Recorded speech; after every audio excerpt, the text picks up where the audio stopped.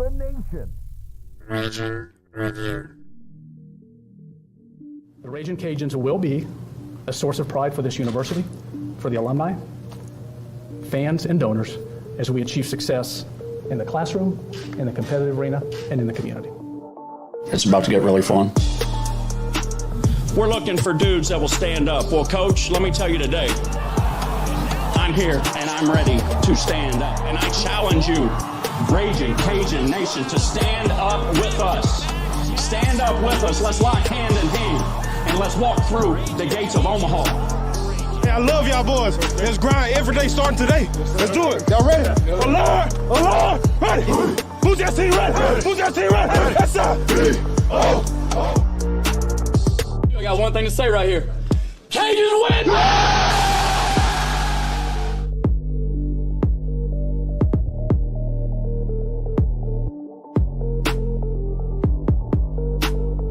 Ladies and gentlemen, welcome back to an emergency edition of the Rage and Review podcast. Emergency edition, not because of a good emergency, obviously. Breaking news coming out of ESPN. Pete Thamel reporting that Zeon Chris has announced he will be entering the transfer portal after starting 6 games for the Cajuns this year, breaking his leg. It's amazing in this day and age of NIL that you can start 6 games, break your leg, and still get what we're hearing is a 7-figure payout to transfer to another school, Josh. Jerry is not going to join us. He's got a big boy job, and I just called in sick. But Josh is joining us, and of course we've got the space open to take some comments. I'm sure people have things to say. Twitter's blowing up right now. But first, Josh, going to ask you, when you saw the news hit the whether it was via text or via Twitter or wherever you saw it, what were your initial thoughts on seeing that Zeon's hitting the portal?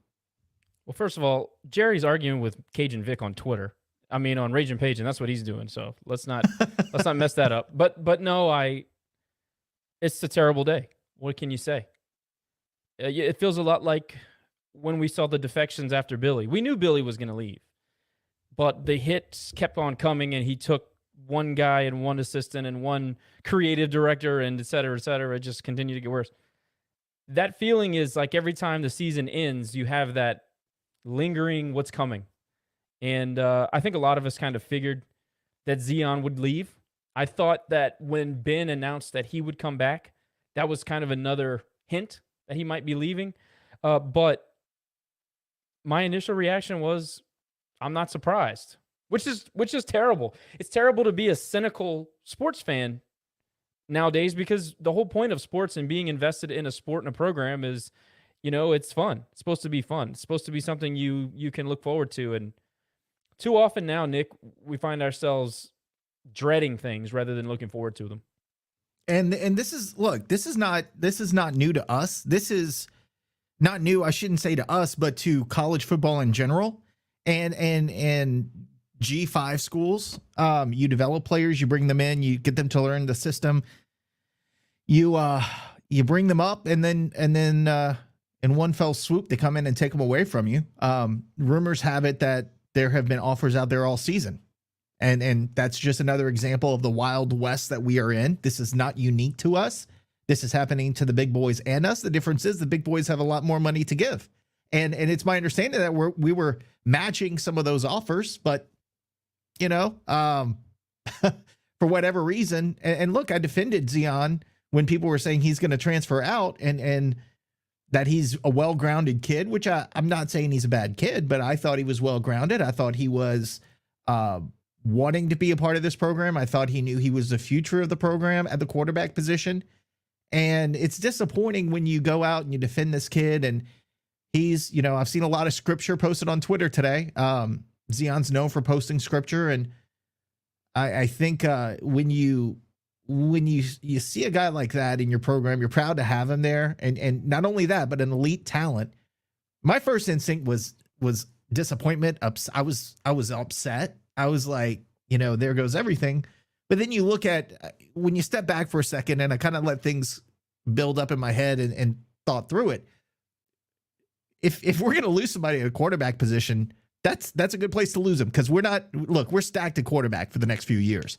I mean, you've got Lunch, you've got Wooldridge, who now is probably going to be, I mean, there's your starter. Can Chandler come back? Is that a possibility? He does have a year. Yeah. So Chandler could come back and compete for the starting role, which he is perfectly capable for. And then you got Daniel, oh shoot, his name is escaping me. Daniel Beal from Catholic of Baton Rouge that signed with us, who I saw perform in the state playoffs, and that's an elite level talent as well. So yeah, it's disappointing, man. And it makes it harder. I think we talked about this, Josh. It makes it harder as a college football fan or a college fan in general to continue to be one, because I mean, hold on. Let me pull this out. I got the shirt here, right? I went to spend $39 for a shirt that feels like it's made out of napkin.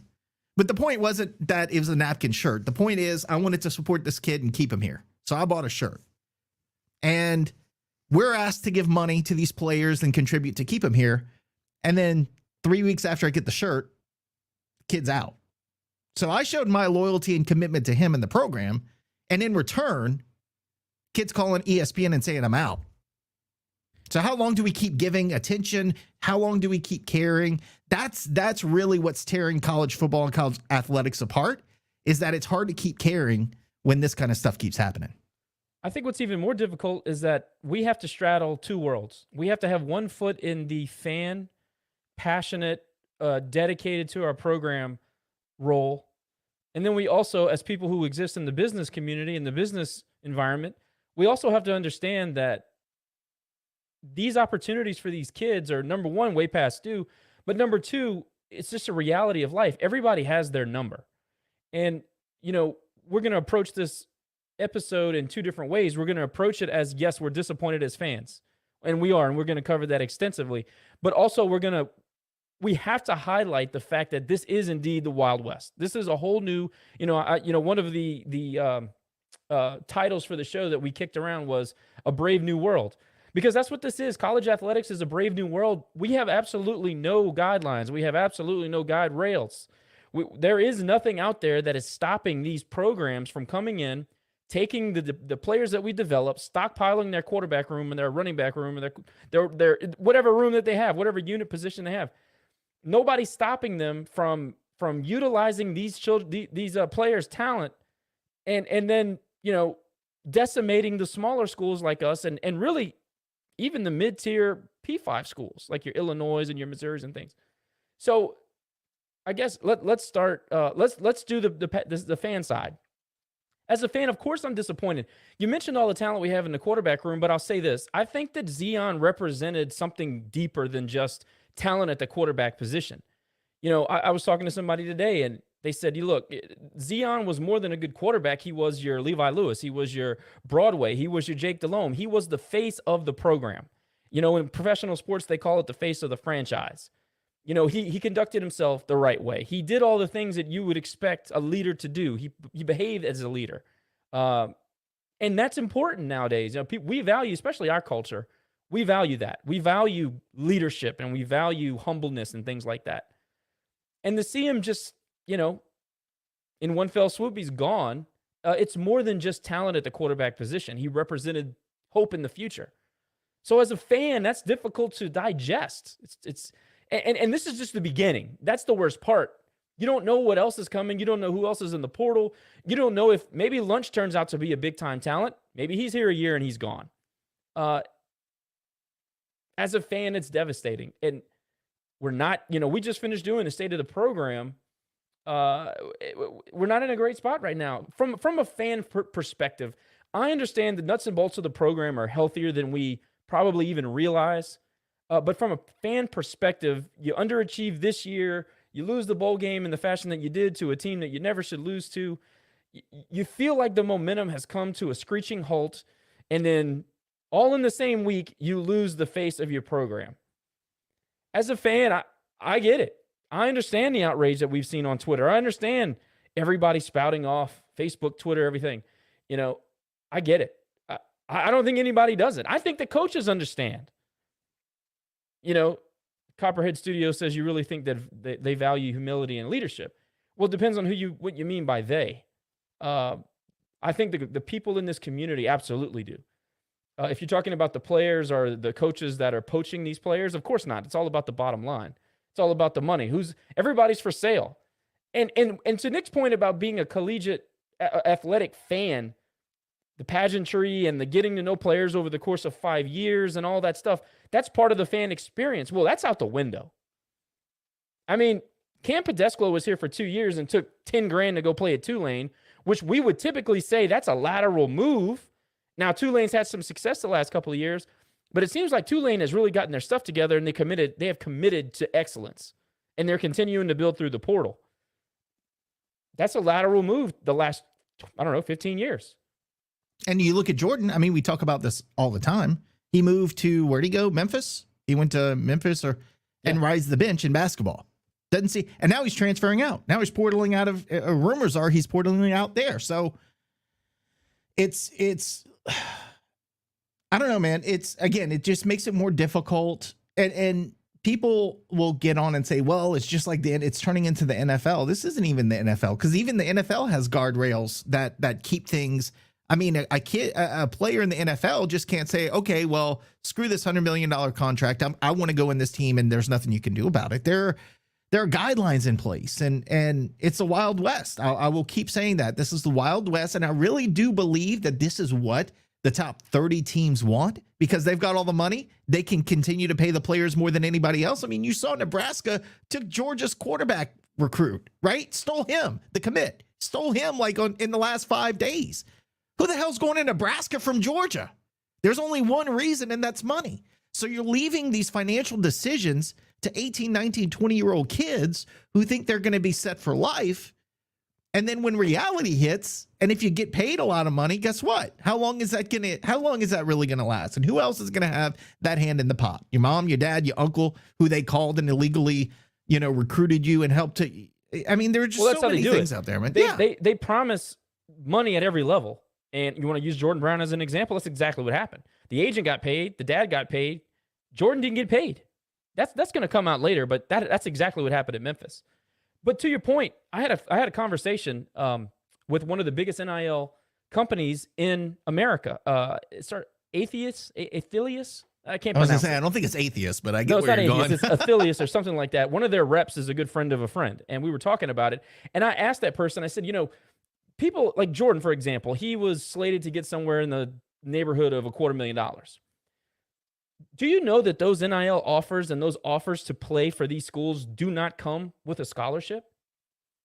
They are not, these kids are not automatically put on scholarship, which means, in theory, you can stockpile these quarterback rooms, running back rooms, wide receiver rooms. If you don't make the team, because the coach is not interested in how much money you're getting paid from the collective. If you're not making the team, if you're not good enough to compete, they can cut you. Which means, yeah, you get your NIL money, but depending on how you sign the NIL contract, if it's month to month and you're not on the team, there are clauses in there that you don't get paid. On top of that, if say you're a year away from graduation and you have $100K in the bank, are you not going to pay to get your degree? So the NIL is indirectly funding the schools that are cutting the teams, the kids from the teams that they play for. My point is that it's all about chasing the money. It's not about graduating anymore, which for a long time it hasn't been, but I'm just adding some perspective. These NIL offers come without scholarships. So these kids are making this money from the NIL, which dwindles quickly after everybody gets paid. They're not getting their education in many cases, and they can be cut. And what happens when they get cut? The very next window that opens up to them for transferring, they get back in the window. There's got to be some legislation here. I mean, and I'm not just saying this because now it's hitting home. Look, we have been telling you guys this on Rage and Review since September. Zeon, he's on their radar. He's on the radar across the country. And now that we're kind of getting into the business side of things, what we know for a fact, so when all this news broke, we kind of reached out to some sources on the staff. What we know that Zeon has been illegally contacted since September, folks. He has been being recruited since September. Offered money, offered gifts. There's nothing we can do about it. There's absolutely nothing we can do about it. And the fact that illegal tampering is going on in season and coaches know about it, and nothing's being done tells me that, yes, this is exactly how they want it. Because if enough people were getting impacted, you made the comment about the top 30 schools in America. Well, there's 120 others or 110 others that aren't in the position to be paying $1 million for a quarterback. So if these coaches are not banding together and saying, hey, we're getting totally screwed here, they're changing the profession, they're changing the sport, tell me how they don't want it to be that way. But here we are. We have our star quarterbacks being contacted and offered money since September of this football season. And we're moving on into the transfer portal window. And he look, we know how it is. He announces because he already accepted an offer. From what we understand, he was offered a very, very competitive package from Crew Allah that was apparently impressive to some of even the P5 recruiters. And last minute, he flipped, which means somebody came in and offered, like Nick said. Now, the rumor that I heard, it was $500,000, but that was about 3 weeks ago. Now the rumor is 7 figures. So that is a rumor, can't confirm that, but can confirm that the staff was aware that he was being tampered with. Know that for a fact. We've been in touch with the staff. So what we can assume, Josh, is wherever he goes is trash, and they're the ones who tampered with him, because this was going on before even getting in the portal, right? So you know where he's going. They were part of it. True. And but nothing's going to be happen? done. Nothing. That's it. The destruction of the sport is right in front of us, and nobody wants to do anything about it. And you could thank the coaches that exploited this type of business from, 25, 30 years ago when they started making $7 million, and they would just leave on a whim. I will not be the coach at Alabama. Next day, he's the coach at Alabama. Things like that. That totally destroyed, even back then it wasn't good, but now it's just so rampant. It doesn't even make sense. But these coaches really ruined the whole thing, because you got guys like Menzel that are getting to A&M, making millions of dollars for the school, and totally got exploited. And that trickles down into the G5 over years. They didn't get money. They couldn't get paid for their NIL. The water was tainted a long time ago. I'll add a level to that, Josh. NIL is name, image, and likeness. Right. What name and image and where are their names, their images, and their likeness being used outside of just being on a team? I don't see that. Do you? Their names? Well, they wouldn't be. Right. So, you're going to sign $1 million whatever to go be a quarterback somewhere else, maybe ride the bench, maybe never see the field, like we saw it with Jordan Brown. Right. So you're promised all this money, and not only were you illegally recruited, but there's no, who is Jordan Brown on billboards? Are they using his image or likeness? No, they're not. So now you're just telling me that even is a farce. They're not getting paid for any NIL. They're just getting paid to be on a roster. Yeah. Nick, we've got some requests. By all means, if you guys want to get your comments in, we did the emergency pod to hear what you have to think, to hear what you thought as well. So please request to speak. I'll get you in. The Todd Father. I think the Todd Father has called into the show before, but the Todd Father, thanks for requesting to speak, sir. The floor is yours when you're ready to go. Hey, can you hear me? Yes, sir. All right, cool. Hey, I'm a USM guy, so I just wanted to pop in. I like listening to you guys' show. I think a lot of USM fans do. I think we share a lot of the same frustrations and everything. I just wanted to chime in on the whole. You mentioned him getting contacted. Clearly, the number for you guys. And Brownlee, receiver at USM. I'm sure you guys fondly remember him, but. He even said Mississippi State and Ole Miss both offered him money. Frank Gore Jr. has said that multiple schools offered him money. We just had an offensive lineman that went to the portal going to Ole Miss. He said that he's been a free agent for the last 2 years and has been recruited openly. I just wanted to share that. It's not just, obviously we know it's not just you guys, but we share it. It's frustrating, and there's got to be something done to it, especially when players are admitting it and nothing's being done. So that's all I had to say. Todd, appreciate your comments. And look, it's going to happen to everybody, and we already know that. But I think this one in particular hits home so hard because we're grasping at straws, trying to keep community interest in this changing landscape of college sports. And you guys go through the same thing in Hattiesburg. I know that we have a lot in common. We have a stadium coming up, and we're counting on a few different players to sell that for us, help us get in the community, help people get re-engaged. And then you have something like this. And guys like Nick and I and Jerry and a few, we have a small contingent of hardcore UL guys that truly follow every day in and out what's going on around the program. And we somewhat expected this. And it still hit bad. Like you still, as you get that pit feeling in your stomach when it's announced. I can't imagine what the average everyday UL fan just going about their life when they see that on Twitter or in the article or ESPN announces. I can't imagine how demoralizing that is. If you don't have strong ties and personal relationships with players, coaches, administrators, whatever the case is, what the hell do you have to invest in programs like ours where you can't even get to know the guys that are playing for your team? I mean, hell, I never thought I would say this, but there's more pure sport in professional football right now than there is in amateur sports. And that is, I never thought I'd say that 10 years ago. How do you hold the coaches accountable? Well, I can tell you this, and I've been in touch with some of the coaches today. I can tell you this. They largely, with this particular instance, we couldn't have done any more. We overbid and still lost out. And I don't know how I'm comfortable saying the schools that we've been told it's linked to. I'll probably just let that trickle out because I don't want to get anybody in trouble. But we can't afford what we offered, much less what we lost out to.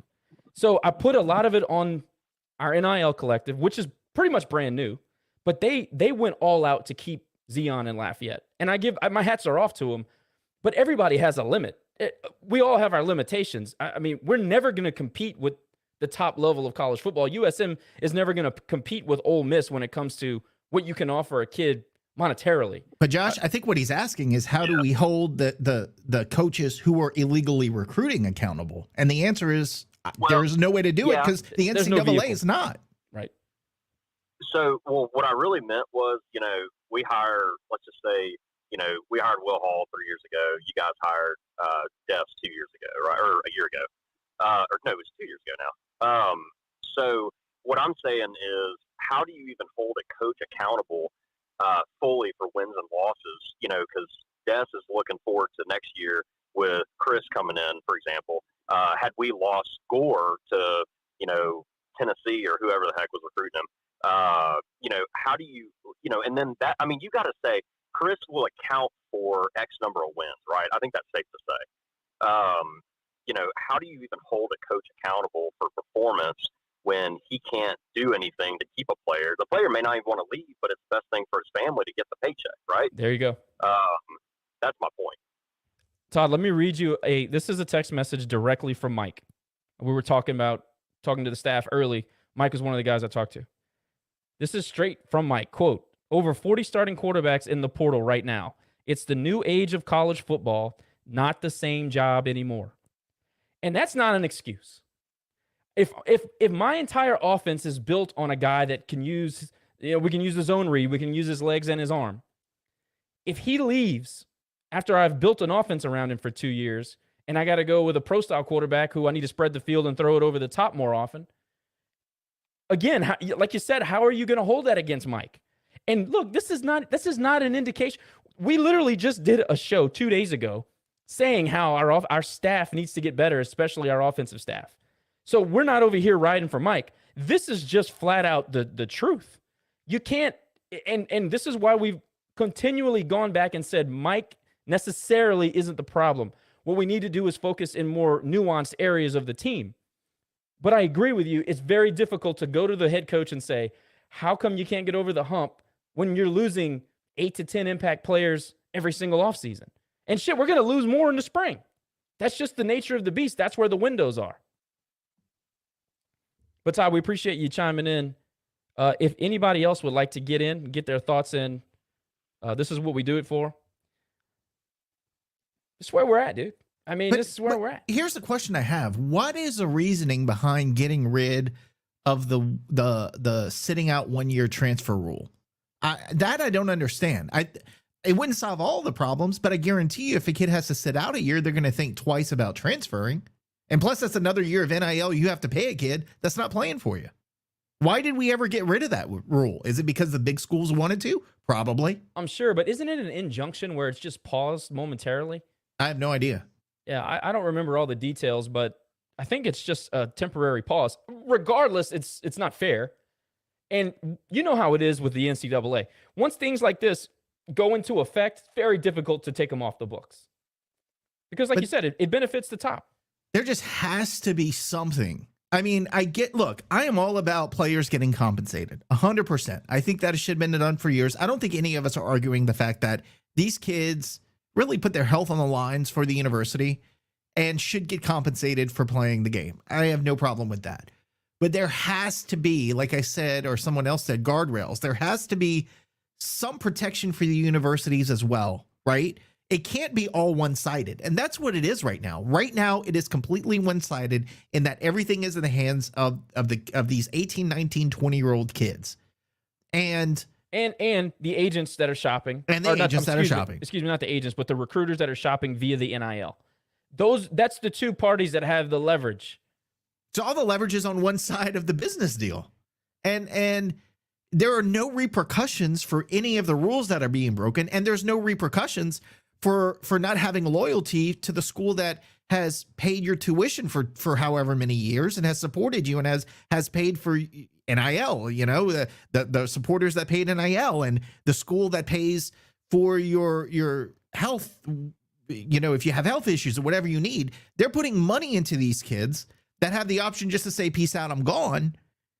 And there's no repercussions. There's no paying back the university. Like the university gets screwed out of it. So there has to be something. There has to be some kind of guardrails or equity in this business deal, because right now it's all on one side of the table. And then what do you go back and say to your investors? You know, it's boosters, but we call them investors because that's what you are. We're asking you to invest in a player. We're asking you to invest in facilities, you know, all those great things. And I understand that there are perks involved with that. But how the hell are we ever going to grow? First of all, an RCAF that's underfunded, they don't sell it. They don't know how to sell it. How are we ever going to get out of the rut that we're in? It's the same 1,800 people that have been here since it started. How do you convince anybody to give to this? Well, it's nobody's fault. It's just it is what it is. It's not, the numbers don't make sense. Who I really feel bad for is John Aiken, who now has to market and recruit fans to give into NIL. You know, and this is a perfect example of why am I giving my money to this if the kids are just turning around and leaving? Like the shirt that I have sitting on the floor that's going in the bin later on, okay, that I have no use for anymore. Like all this stuff we do because we want to entice the kids to stay. And then when they leave, do I want to still give to that fund? And God bless them, I hope people do. And I will still kick in a few dollars, you know, in the future to try to keep kids here. But there's only so much money that we're going to give to a point where we're like, this is not worth it. Like I need to get a return on my investment. And right now there is no return on your investment. Your return on the investment is hoping that a kid stays for 4 years, which is unheard of now. I mean, you get a Chandler every now and again, which is an unbelievable anomaly in college football.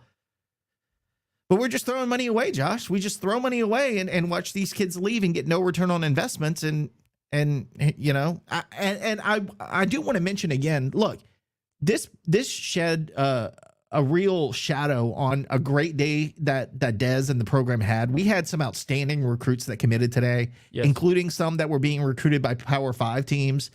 And, you know, even that's a little bit affected by this because you look at these kids and you think, okay, how long are they going to be here? You know, Daniel Beal is a hell of a quarterback, but the first thing I thought when I saw he committed was like, for how long? You know? So even that, on having a wonderful recruiting day, is overshadowed by the fact that Zeon's leaving, and now we're wondering if these kids are going to stick around, you know? And it's just now the off season. We still have spring and fall, and nobody could blame you. And the sad thing is kind of there's no perpetrator here. The system is what's happening. It's the downfall of a system that, number one, was inherently not fair to begin with because you were exploiting amateur athletes for money. Number one. Number two, the coaches totally destroyed it by taking advantage of it. Number three, the system overcorrected, and now you think we have it bad. I was shocked that Crew Alon was able to put forth the effort that they did with the money and what he was promised, and they promised him a lot. I'm not giving details because it's not my place to do it, but when the details come out, if they ever come out, y'all will be shocked. But you think we have it bad. What do you think ULM is going to do? What do you think? Texas State's going to be fine, but everybody in the West, maybe outside of USM, they're struggling. They're going to struggle. I know South Alabama just built that beautiful facility, but at the end of the day, their athletic budget and their support for South Alabama sports is not what you think it is. It's minuscule. For what we have, we actually are doing better than most in our peer group. You know, if you don't have strong academics that's bringing in money, you're struggling right now. If you don't have any amount of buy-in and your collective hasn't been taken off the ground yet, man, you're going to miss the boat. And I'm making that comment because just say we figure out a way to survive. If we start losing our peer group, where do we go? What does this conference look like? Does it look like the Southland, but it's called the Sun Belt? You know what I mean? This is going to impact everybody, and I don't know what it looks like. Nobody does. Yeah. And every time you look at the part. NCAA, they come out with some ridiculous, restructure. Which I agree that restructure is in need, but Charlie Baker doesn't know what the hell he's doing. I don't know. It's a blind leading the blind, man, and the only people pulling the strings are the ones with the most money. Well, they got a politician leading the place. I mean, Yeah. what are you doing? Yeah. Well, So, hey, I just want to continue to encourage anybody that has any information. That'd be great. Or if you just want to get your frustrations out, if you disagree with us, let us know. Doug Edwards just said we have confirmed the press box is down. I didn't hear any rumblings. My house didn't shake, and I'm in the shadow of Cajun Field. So, I don't know. Maybe it was a little bit of a letdown, but too bad we didn't have a drone out there, Josh. dude, Oh, wait. it just came in yesterday. Well, we're not supposed to fly it, apparently. I didn't hear that. I never saw the sign. And Oh, okay. My bad. I can fly in Class A, B, C, and D airspace, so they can kiss my ass. Anyway, yeah, if you guys disagree with us, if you just want to holler and scream, please request to speak. We'll let you in. I don't know who else is on the chopping block. I know that we've done a good job retaining some quality players that we thought maybe would go. There's one in particular that we'll just let pan out before we say anything, but Crew Alon, shout out. I'm shocked, pleasantly surprised. And our coaches are well aware of what's going on. They're well aware of the environment. Dez is adamant that we're going to win next year. Now this is before Zeon, but I still think that he feels great with what we have coming back. At the end of the day, you do have Ben. Ben is a seasoned vet. He is coming off an ACL, so who knows? Guy's been injured a lot in his career. I don't know what next year looks like. I do know that the schedule is taking a step up, especially our out-of-conference. So it's a tough day, man. And we're gonna continue to have these. That's the worst part. Yeah. And look, to build off of your comments about Crew Alon, if there's anybody leading that charge, I want John Aiken on my side, man. That guy gets me pumped up, and he's the right guy to be there. And the fact that he was able to do what he did to try to retain that talent is that's a feather in his cap. I know he didn't get it done, but look, the kid flipped back and forth 100 times during this whole process, so it's not shocking when you hear the full extent of it. But yeah, this is a punch to the gut, and then you got idiot Southeastern grads that are cheering for another school down the base and cheering this on, by the way, real classy, and they don't care about us, Josh, remember, but I don't want to give that a-hole any airtime, so Water's wet. we'll move on from that. He's but a yeah, no, Southeastern grad, so I don't even know what he's talking about. yeah, it's a punch in the gut, man, and I don't know. I'm sure I'll feel okay about this further down the line, but look, the thing that we sat here and we defended the turnovers, and we defended his youth, and we defended every time a mistake was made, and we said we got to give him time, he's going to get better, et cetera, et cetera. You going somewhere getting 6-7 figures, you throw a couple interceptions, they ain't gonna be as nice to you, brother. Well, it's professional sports at that point. Your scripture ain't gonna help you out wherever you're going. It's gonna be a much bigger deal. So good luck to you, and I hope to God he doesn't post some kind of stupid, I want to thank the community and my teammates. You quit on the program, dude. I don't want to hear that from anybody anymore. My stance has always been I'm not going to berate players because they don't get paid. They come here on their own volition. They get an opportunity to play. They earn their play. That's over. If you're going to Ole Miss because you're getting $1.2 million, if you throw a pick, I'm hollering at you because you're being paid to play at that point. You're a coach at that point. You know what I mean? In principle, you're a coach. You're a paid professional. So that's going to change a little bit. And if we feel that way, the way that we handle our fandom, a lot of other people, I mean, look at TSAB. Can you imagine paying $1 million for a quarterback there? Remember when they hollered and screamed and cheered when Jared Lee went down and was injured in Death Valley? Remember that? Oh, Can you imagine when imagine if they would have paid $1 million for Jared Lee? They would have waiting outside the Death Valley with guns. I mean, seriously, that's how they take it. But I saw this comment and I want to address it.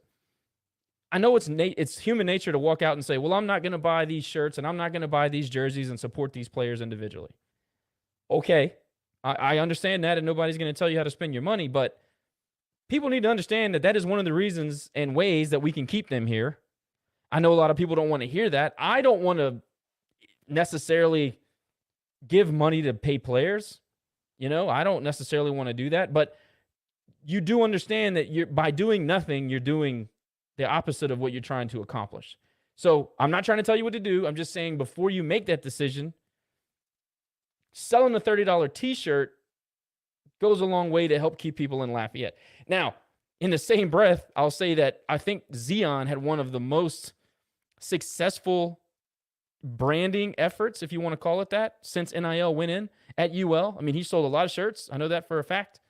And he left. So there's really no formula to it. I just wanted to say that, if you think that not buying their shirt is showing them something, it's not. If you want to keep your dollars in your pocket and spend it somewhere else, well, that's different. That's a different conversation. But this is where we are. And look, we've crapped on the administration for making it hard for fans to go to games, especially with the students.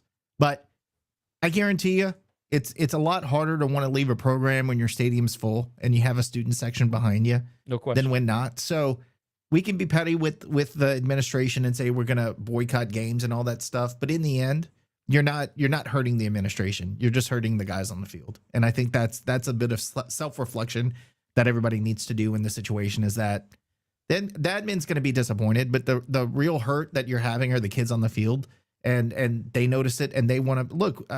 Reese told us, they want to play in front of a crowd. They don't want to play in front of empty seats, and we gotta do better in all regards. But hopefully this is a wake up call, man. I don't know. I mean, hopefully this is a wake up call to our fans that we need to find a way to get more people to the games. And by that, I don't mean the people who go to the games that are listening. By that, I mean, invite your neighbors, invite your kids, your neighbors' kids. Start. If we don't feel like we're getting enough of that push from the administration, we're just going to have to take it upon ourselves to do that. So take the extra step, invite people to the games, get new people out there, get excited about the stadium and show up, because that does make a difference. Absolutely does. Any more comments there, Josh? Yeah, if anybody wants to speak, please request. We'll get you on. We really want to hear what you guys have to say about how you feel about losing Zeon to whoever. I know Jacob wants to know who he went to. Look, I'll tell you this. I'll tell you two programs that I know for a fact have contacted him, UCF and Baylor. UCF and Baylor have been on Zeon for months. Now, that information is about 3 weeks old. I have not delved into what and who is trying to get him today. I don't really think it matters all that much. The fact of the matter is that it is happening. So those two programs have contacted Zeon in the last couple of weeks. If they are one of the two finalists, well, so be it. But they should all look. There's got to be some sort of a vehicle that people have to be held accountable. I mean, I think that's probably the next step the NCAA is going to have to take. But somebody of any amount of prominence is going to have to be affected negatively before that happens. If Oklahoma runs to the NCAA hollering and screaming, jumping up and down because their players are being tampered with, something might get done. But if it happens to Tulsa or Tulane, nobody cares. Nobody cares. Tulane was trying to get a hold of Zeon too. TSAB is excited right now because they're doing it to other programs. I mean, sure. You don't hear a peep out of them. They're super happy the way things are going. No, because we know what they're doing. Their narrative right now is that I know that we're not nationally high up in the rankings, but we got a lot of steals. Well, that's what everybody says. That's what everybody. You had the best player in college football, and you lost 3 games with 0 signature wins. Kiss my ass. But look, man, it's a somber day. It sucks. I saw some of our fans not taking this thing well. I saw some burning of sweaters. Oh, this shirt. We're gonna have to figure out what to do with the shirt. I think we should put a poll up on Rage and Review to find out what I do with the Zeon shirt. Yeah. Yeah. Hey, I'll be down with it. People are going all LeBron James on the Zeon gear. And I get it. People feel betrayed. I've seen a million comments. Betrayal. Turned his back. Blah, blah, blah. There was a time in my life where I would have agreed with that, but I just it's not their fault. I mean, he has to say yes to $1 million. Any of you would. I'm pissed as a Cajuns fan. I'm pissed, of course. But if somebody walked to my front door and said, "We'll give you $1 million to switch jobs," I'm switching jobs. Ryan noted, is it baseball season? Yeah, I think Ryan played baseball. I think he was a pitcher at Southern Miss. If I remember that name, pitcher or infielder at Southern Miss. Is it baseball season? Yes, and that D-bag is not playing there anymore, so I'm ready for baseball season. I think 2018 is the last time we beat them in baseball in a series. Yeah, in a series. Yeah, I can't wait for baseball. I don't know if you guys saw on D1, they have their fall report out. Definitely need to check it out. We read it yesterday, and there's some exciting stuff in there. Yeah, and our schedules weren't able to work out with Kendall Rogers last year for a preview, but we're definitely going to get him on the pod in the spring because look, I told you my brother was high on the pitching staff, and my brother usually just BS's. He thinks it's going to be a great year every year, but there's going to be some growing pains, but really in the end, this pitching staff is going to be one of the better ones that we've had in many years. So when you consider that Tony Robichaux was your pitching coach for a while, and now we're talking about having one of the best pitching staffs in years, that's pretty impressive. Sure. Jack Martinez on Friday night is what they're thinking. And basically they bill him as a gunner with a 95-mile-an-hour fastball, but his plus pitch is his changeup. Yeah. Give me the changeup. I want a pitcher, not a thrower. Give me Andy Groh all day, baby. Seriously. Just throw junk. We got a couple of guys that they're really high on, so I think we'll have an established weekend rotation with some real options out of the pen, being that we're older now. A lot of guys that you don't think about, their names don't jump right up. You know, like David Christie was good, but you forget about guys like Cash and, Blake Marshall's coming back and things like that. So anyway, I don't want to turn this into baseball. I'll go an hour on baseball. But if anybody has any comments, please request to speak and we'll get you in. Tough day to be a Cajuns football fan, though. It really is. This is a good question from Dean. He says, curious to hear if this shifts you guys' expectation for the coaching staff in 24. I don't think so. It's too early for that. Yeah. No, not at all. And I think, and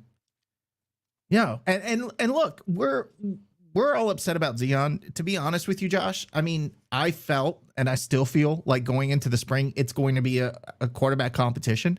I don't think it was a given that Zeon would be our starting quarterback last year. In fact, our thought was Ben would probably be really pushing for that starting role again if he's staying around. So,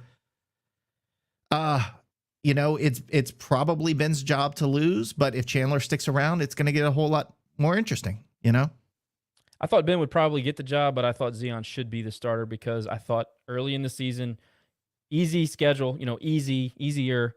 Let Zeon go through the growing pains, and then hopefully by the end of the year, he would be much more progressed or have progressed much more.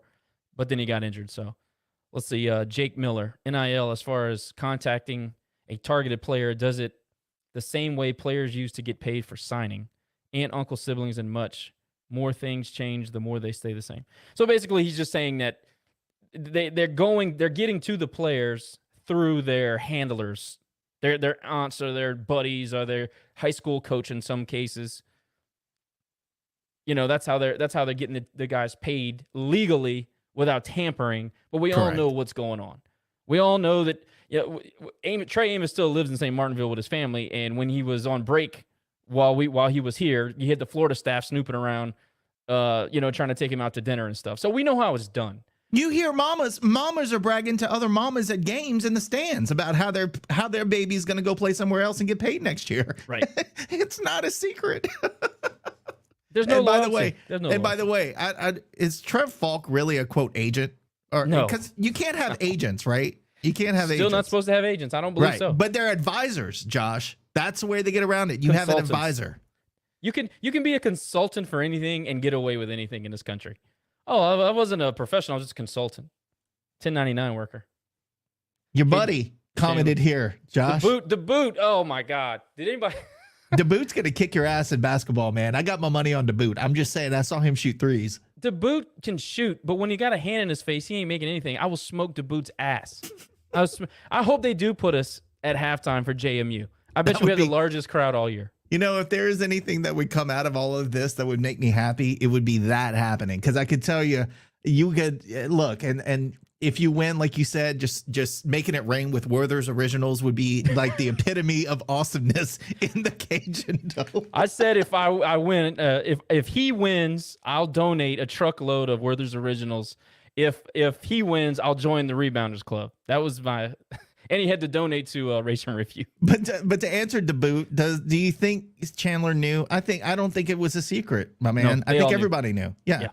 So I think you know, it's a good indication that he made that decision based on what he knew, and you know, it may work out for him. The dude may be starting for us next year. Who knows? I don't know. I think everything's up in the air right now. We'll see. You know, wouldn't it be?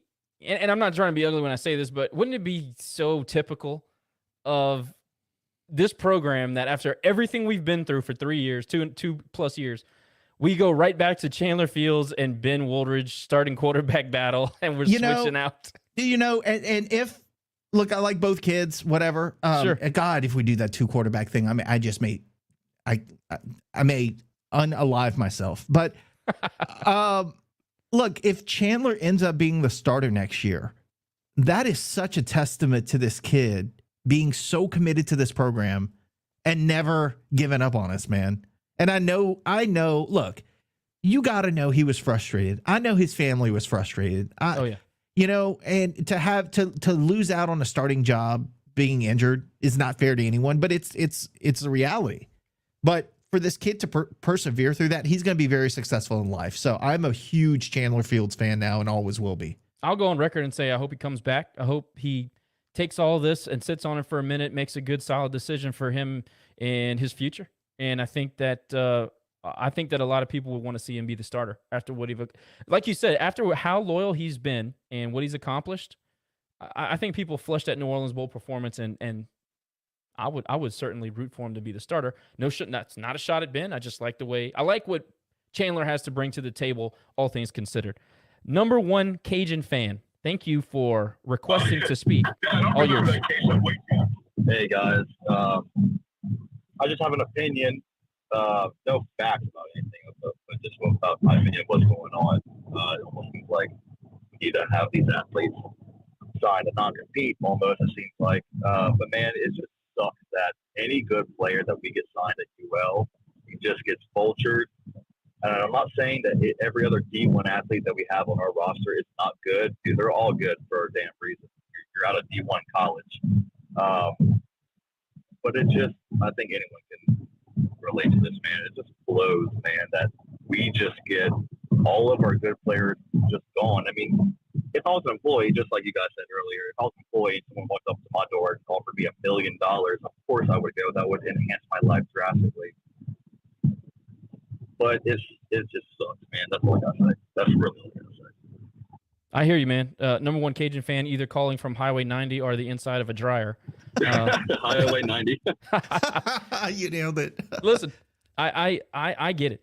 And I one of the reasons why we wanted to do this was because we wanted everybody to be able to participate in a communal sense and get that out. The last thing we want is for people to give up. And that's hard to say right now.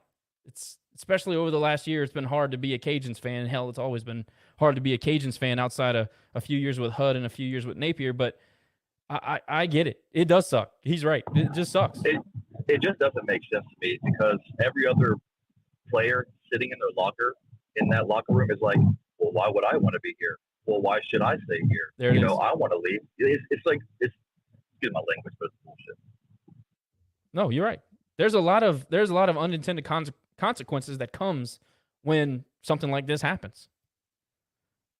So, like, is a player supposed to say, well, man, if you want to switch schools, you got to be better than me or you got to be good? Like, we're all trying for that. And I'm not saying every player is trying to transfer out of UL. I would love for good players to stay at UL and make UL a threat to every other conference member in our conference. Who doesn't want to be a top dog? Who doesn't like success? But man, it hurts. I mean, it may not hurt the trajectory of the program, but just getting all your good players saying, hey, you thought you had a good player. Psych, we're all leaving. But that's where head coaching and that's where coaching comes in play. You've got to develop these new kids coming into college. The speed of the game is not that – it is a lot different. Just like NFL speed of the game is a lot different than college football. But you're going to have a revolving door, regardless of transfer portals or not. You're going to have a revolving door of players coming in, graduating, coming in, graduating. So if your coaches look like middle school coaches, and I'm not saying that they are, it's a collaboration effort. You got to understand how he works, how she works, how he works, how he works. And as long as you have, all that stuff nailed down, man, it's just a matter of development. If you can develop players and get them to where they need to go, then transfer portals does not matter whatsoever, because you have a skill set of developing players. And some teams may see that and be like, dang, dude, Louisiana produces some good players. We may have not wanted their players whenever we were recruiting them in high school, but man, they now do great on the college level. So we're going to take them straight from Louisiana and put them in the SEC or mid-tier AACC team, or ACC. So it's just definitely coaching, helping your players get better, play smarter. And yeah, that's just all I got to say, guys. Happy holidays. Same to you, bud. Appreciate the call. I agree and disagree with a few things.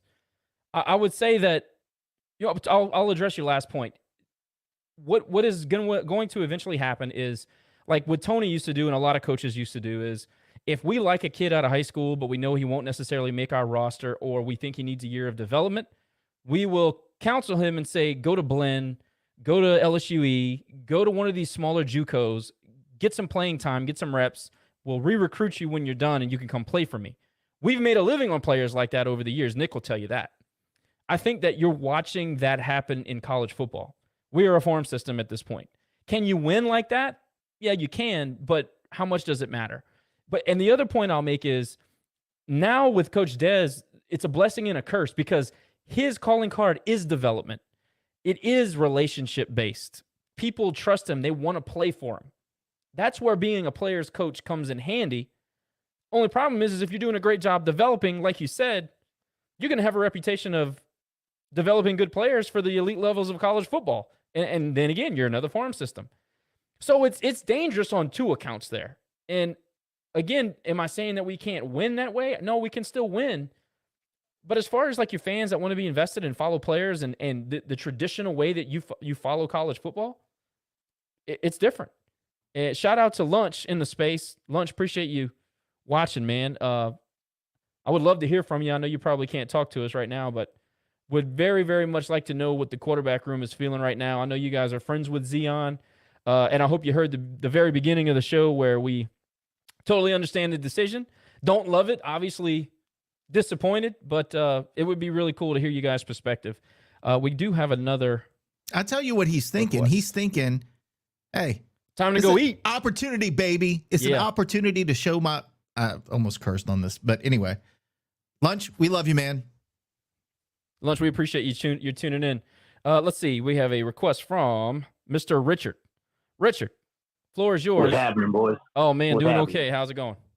It's a great day, and then it kind of went sour on us. But nobody's immune to this.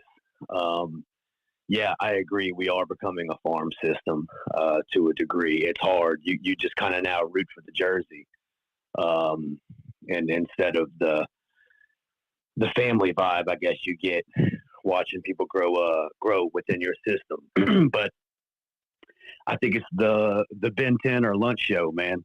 Honest to God, I don't see Fields coming back. Now, I have no insight on this, but I think what Lunch showed he could do against ULM, granted, it was at the end of the game and things were decided, really reminded me a lot of Terrence Broadway. Oh, yeah. Tools are obvious. There's no question there. No doubt. Now the dude can play. What he did at Letcher, he's obviously a leader and a winner. And I can. Do y'all know if the Catholic Baton Rouge kid is he going to come in the spring? Don't know. Can find out. Because I mean, obviously, that's a huge deal if he can come. But just on the surface, I think it's the bent in or lunch. But I mean, definitely a sour feeling on what's going on. But I'm not surprised. I thought it was going to happen in the off season after 24. Frankly, a little shocked it happened this year. But what you're saying is, Baylor and Central Florida reached out a few weeks ago. I'm sure other teams have as well. I just don't want him to stay in state. I would be really upset if he goes to, that school across the basin or Tulane. That would really irk me. But anywho, guys, I appreciate the time, but it is what it is. It's another, it's tough, man. So it's a whole new game out there. And like I said, nobody's immune to it. And I can only imagine Coach Dez's head is spinning, but such is life. I appreciate it, boys. Hey, look, I appreciate you very much. Before you go, it sounds like you have a pretty good grasp on things. Let me just ask you this question. And by the way, before you go, just confirm with Dez, Beal is not here in the spring. So, okay. So, that changes things. He definitely won't be considered. He needs a year of development. At least at camp. But does this, I don't know if you have any personal relationships with any of the kids that you mentioned, but how does this news today with Zeon moving on, how does it affect you as a fan? Does it affect your desire to follow? Does it affect your desire to financially support?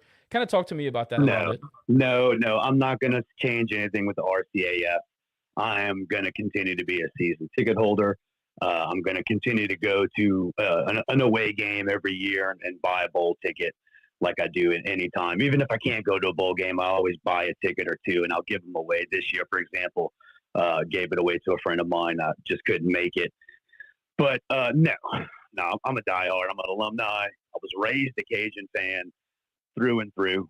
And what makes it, what's so beautiful about being a Cajun fan or just a fan of college sports, especially your alma mater, it's not just one sport, like you get sucked in with baseball, you get sucked in with softball, basketball. So it's really hard. It's not like it's the Saints. I used to be a massive Saints fan and I still watch every Sunday and I still pull for them. It's not the same as the passion I have for the Cajuns. And it's because that's where I went to school. I had fun there. And it's year round, dude. You know what I mean? Sure. So no, I'm all in. It just makes it hard. You know what I'm saying? And if there was 100,000 of me in Lafayette, man, it would be fantastic. You know what I mean? But there's only 1,500 of us, real true die hard. Hell, you know I hope what there's I mean? 1,500 of us. Yeah. No, dude, it's a marathon, not a sprint. I always say that. We just got to keep grinding and figuring out this portal situation and this whole NIL mess. But my God, you always think what could have been if there wasn't the portal in the NIL with this program. I'll tell you what couldn't have been. Kevin Dotson wouldn't have been here. Cybo wouldn't have been here. Robert Hunt wouldn't have been here. Levi wouldn't have stayed. I mean, what you saw under Napier would have never occurred, I don't believe, with this type of environment in collegiate athletics. I just don't see it. Now, I'm not saying we can't ever achieve anything. You don't take that, don't take it like that. But no, I don't think you see that amount of development over the course of 3 to 4 years with a team that played together. No way. Trey Regis, no way. No. And I mean, just imagine what we would have had last season and the year before that. Dog, how deep and nasty we were. And look, it's not just us. I mean, JMU's feeling it right now. And they're good. Let's see how they can respond. Troy seems like they've held on to some of their players so far. But it's just crazy. It's even the bowl season has changed. the transfer portal it's like the bowl games now are just like it's scrimmage games. It's you see what the Sun Belt, our record right now is what, 1-4 in bowl games. Yeah, it's not and good. it looks bad on the surface, but it's like really what matters now is the regular season. Anything after that is lanyap, and it's like it's a refresh every year. It's like we're gonna start getting into like 1-2 year phases of a team, and it's just always going to be changing. That's where I kind of see it going. But yeah, dude, we're a farm system to a degree. But look, you got to use that. You could farm out of other schools too. So it's just crazy. That's all I got to say. I agree. Rich, we really appreciate you tuning in. I'm sorry you have the Raging Cajun sickness like the rest of us. Hope you cope well. Yeah. Take care of the family. Merry Christmas, all that good stuff. All right, brother. All right, you man. too. Be good. So, yeah, he said a lot of good things, and he's right. I agree. I'm glad to hear that there's still some out there with some optimism. You know, it's hard on a day like this. Is this going to bring you and Coach Chris together? I mean, look, you and DeBoot, you're coming to terms and coming together over this basketball, thing. Are you and Coach Chris gonna hug it out over transfer portal? He's agreeing with you? Are you kidding me? I just want to point out that in his message, he says that he insinuates that he's just tuning in, like it's a very every now and then thing. Oh, come here on, we Coach go. Chris. We know you watch. Come on, man. Come on. No, but I mean, what's not to agree with? A lot of this stuff is cut and dry. I mean, yeah, it is not a rocket science that has the insight. I mean, if you look at it on its surface and you just say what it is, it's pretty clear. And look, and going back to what he was saying about, I wish we had 100,000, but we only have about 1,500. Every so often, I'll dress down at work, and it's usually me wearing UL gear. Ryan Landry kissed my ass. I'm not wearing it today just to piss you off. So besides that, I usually wear UL gear on Fridays or when we have a dress down day. And I'm in Houston. All right. Houston, 3.5 million people, whatever. I work in a building that probably, it feels like it has 8,000, 10,000 people just in the building. It's insane. It's 77 stories. Every single time I wear UL gear, somebody is commenting on it. Go Cajuns. I'm from Lafayette. Go Cajuns. And so they're out there. We're out here, man. They're here. We just got to tap into it. And I think that's what hurts us. Not an excuse, but it hurts us that a lot of our alumni, like myself, had to move out of state to really progress in their careers, because let's face it, Louisiana is not the place to be in most cases. If you want to move up the corporate ladder, you're going to have to move somewhere. And Houston's where a lot of us are. So making it back for games all the time, I know it sounds like an easy 3.5 hour drive, but we're here because we're building our careers, and it takes a lot of our off time to be able to do that. But we have 500,000 people in the surrounding Acadiana area. We talked about it. There's no reason we can't be selling out our stadium every single week. There are people there. We just got to tap into it. And it's good. This is going to make it more difficult, but the opportunity is still there. Yeah, that marriage between having Zeon on the roster and opening a new stadium would have been incredible. By the way, want to encourage everybody to continue chiming in. I see a few players hopping in and out. We'd love to hear from you guys. Now that the season's over, I don't think you get in too much trouble for jumping into space. We won't tell. Yeah, we won't tell anybody. Would love to hear what you guys think. I mean, what the players think ultimately matters the most. The camaraderie in the locker room, that is a complex thing. Imagine what it is like to hear what's going on inside the locker room from people outside of it. So if you guys want to shed some light, would love to hear what you have to say. Yeah, and Zeon's still tweeting out Bible verses. I got one Bible verse for today. It's from Nicholas 19:79. Says, "Thou who turneth thou back on the Cajuns shall hath perpetual swamp ass on the way out." And I'm sticking by that one. Crippa just nuked. I fell on the floor laughing at that tweet. That was his comment to me was, I hadn't hit send before I had retweeted it. He's like, how'd you do that so fast? He's like, it was still sending and you had already retweeted it. I'm like, man, that right there got my attention. Every now and then we have somebody in the base that fires off the perfect tweet at the perfect time. And man, that was absolutely perfect. And yeah, Dean's right. To this point, great day for early signing period. I think we expected to sign 13. We ended up signing 14. We had a couple of big P5 flips, one from Ole Miss. That was a top 30 recruit. We had another edge rusher that was a top 30 recruit in the state. Beal, also from Catholic. You had some big time names that made it onto that signee list. So we've said it from day one. Recruiting is not the issue. Development is not the issue. Like, we're bringing in big time guys and we're developing big time players. It's the details, man. It's the details. And we'll go back to it for just a minute. We got to clean up the penalties and the packages and substitutions and the mentality on defense has got to change, in my view. The little stuff. We have a lot of the big pillars figured out. How do we clean it up? And that would be my, if I could sit down with Dez, and I'm going to try like hell to get Dez on Rage and Review. I'm still trying. He wants to do it. It's just between the administration and us now. So we're going to do our absolute best to get Dez on here. If it doesn't work, I apologize in advance, but we're closer than you think. And that's going to be my number one thing. Mike, how the hell can we clean it up? Because we have a lot of it figured out the right way. Well, and it's not going to get easier because now you got, we were talking about having so many young guys. I think Dave said that. Well, you got so many young guys on the roster. And like you said, that's going to happen every year now. It's not going to change. We're going to have new guys on the roster every year. So we've got to figure that out sooner than later. And primo talent like Zeon went through 2 camps. Now, one camp, he took all the reps. So that was like 1.5 camp, 2.5 camps. And he started 6 games. Started 6 games and went through 2 camps. And, he's getting $1 million to go to wherever the hell he's going.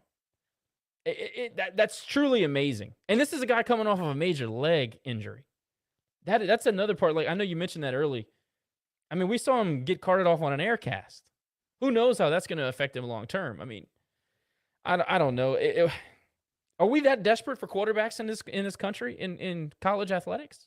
I mean, you're seeing it everywhere. It's not just us, especially the quarterback position when you got the guy from Georgia going to Nebraska. And I mean, I forgot I think they had 90 quarterbacks in the portal at one point. 40 starting quarterbacks. Yeah, 40 starting quarterbacks. Yeah. That's just unbelievable. And so that just tells me people with bottomless pockets are just throwing money.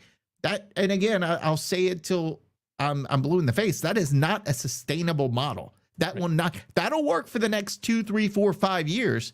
But when these people stop getting a return on their investment, they're going to quit paying. There's only so much you can milk out of people before they throw their hands up and say either I ain't got it or I ain't. There's no return to my investment.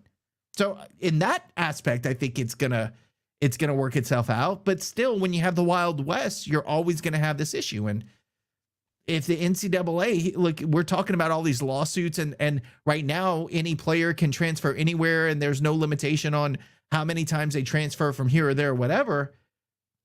So now you have that thrown into it. Like, okay, well, if they establish guardrails, will there be a lawsuit that will stop it? And now, I mean, it's all just, it's so hard to be a fan right now. It just really is for everybody. And, I don't know. Who's gonna be the enforcement arm of the NCAA, even if you break the rules? And look, it goes back to this 1% conversation we had the other day. 1% of the 1% is going to outspend even the 1%. Like, if anybody thinks A&M is not going to outspend TSAB, you're freaking nuts. They have vastly more money than Baton Rouge. Vastly. And if it becomes buying player game only, Houston can have anybody they want off of that roster. Memphis with FedEx. I mean, you go down the list, there are so many big money people now invested in college sports. And who does TSAB have? The Children's Hospital they steal from. Congratulations on that. Demontre asked, we know the hard questions will be asked. Is he really willing to take our interviews as, local media lobs softballs at him? Well, first of all, what local media? Because two radio stations, all they got. But to your point, look, you can take, we had the Come to Jesus meeting on Monday night about the state of the program. And we said some things about, we need to see things out of Dez. We critiqued some of the decisions that were made. We've done that throughout the season. And despite when some raging Pagan guy says and thinks that we're too negative and we're running people off, Josh is texting with them today. And if you don't think he's in touch with what we say on Rage and Review, we still have a great relationship with him. Maggard's the same way. Maggard has said in the past, I appreciate the comments and the critiques. That makes us better. So I don't think he's scared of it. I mean, if he was, he wouldn't be engaging with us like he does. Mike will come and answer our questions because Mike knows where we come from. Even though we come off as aggressive a lot of times, well, I certainly do. He knows that it comes from a good place. It's passion. And Mike is also a competitor. So regardless of what the idiot on Raging Pagan says, or regardless of what the soft portion of our fan base thinks, Maggard, as tough as I've been on Maggard, he thinks more closely to the way that we think. Mike thinks a lot more closely to the way we think. These people are competitive. They think, how can I get better? Tell me. They don't think that correction is criticism like a lot of our fans think that. They understand that the reason why we're even invested is because we have a high expectation, because we know what we're capable of doing. They don't get their feelings hurt when we take them to task. They understand that it comes with the job. They understand that the pay and the position that they took comes with it. So no, I talk to Mike on a regular basis. Mike gets it, and I tell Mike, I'm going to be honest. I always have been. Mike is not some softy. You know, I know that they tried to portray him in the media as taking shots at Shreveport. If that was about the dumbest thing I've ever heard in my life, by the way. If that is how they're going to try to twist this guy's words, I mean, can you blame him for getting defensive? I mean, gee, it's ridiculous. It's gotten ridiculous. Mike knows that when we bring him on and ask him a point-blank, straight-up question, he knows it comes from a good place. And he will answer the question because he always answers my question. He has no choice. You keep battering him. No, I'm kidding.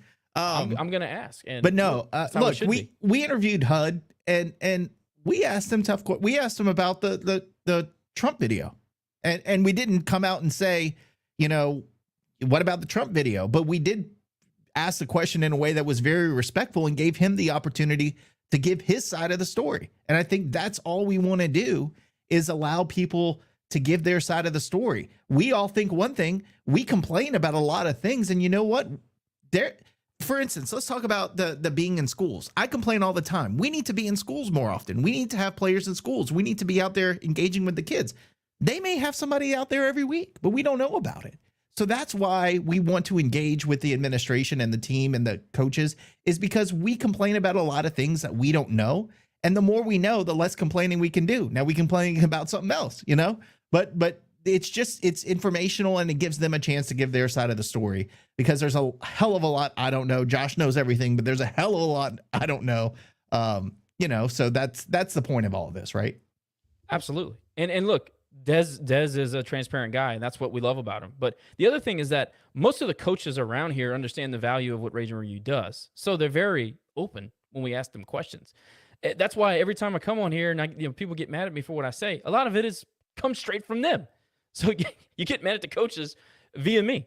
But regardless, by the way, I want to remind everybody, if you have comments, please request to speak and we'll get you in.